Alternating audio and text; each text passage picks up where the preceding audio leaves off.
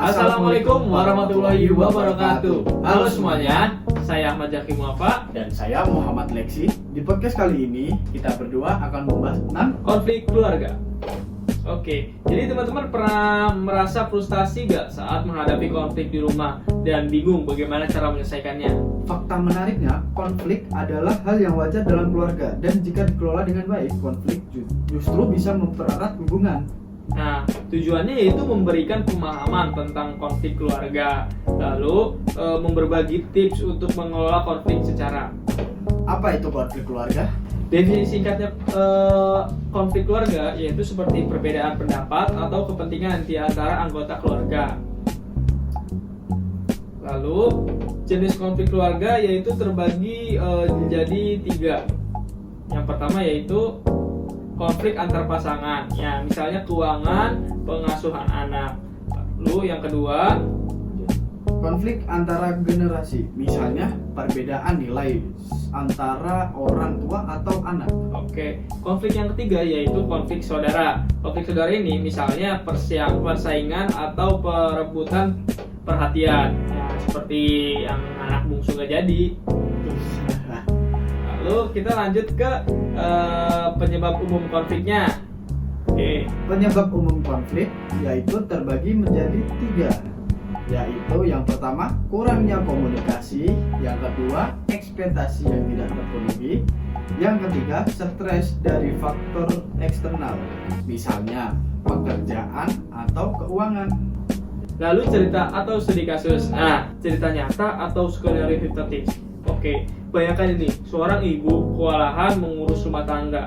Lalu seorang suami itu merasa bahwa dirinya sudah cukup nih membantu, tapi akibatnya tuh mereka sering berantem gitu kan. Apa yang bisa kita lakukan? Yang bisa dilakukan adalah diskusi mendalam. Oke, seperti menganalisis mengapa konflik ini terjadi, lalu bagaimana masing-masing pihak melihat situasi dari sudut pandang yang berbeda.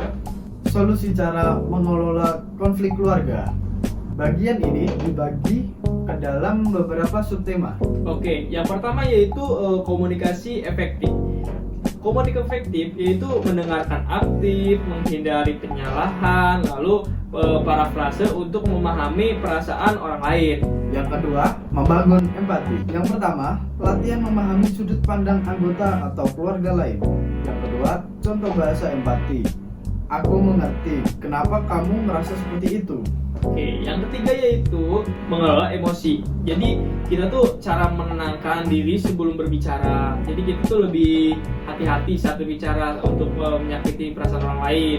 Lalu yang kedua yaitu lebih ke kayak apa ya? Jadi kita tuh teknik pernapasannya tuh emang benar harus mendiktes. Oke.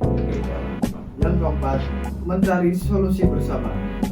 Yang pertama, fokus pada penyelesaian masalah, bukan mencari siapa yang salah. Yang kedua, contoh kompromi. Bagaimana kalau kita mencoba cara ini dulu selama seminggu dan evaluasi lagi nanti? Oke. Jadi kita tuh langsung masuk ke bagian rangkuman poin-poin utama. Oke, yang pertama yaitu konflik ada hal yang wajar. Jadi dengan konflik ini kita bisa menjadi lebih dekat, lebih tahu dia sifatnya seperti apa dan sebagainya.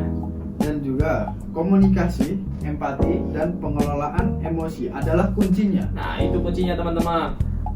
Oke, yang ketiga yaitu jangan ragu mencari bantuan profesional jika diperlukan. Cukup sekian dari kami berdua. Kami pamit undur diri. Wassalamualaikum warahmatullahi wabarakatuh.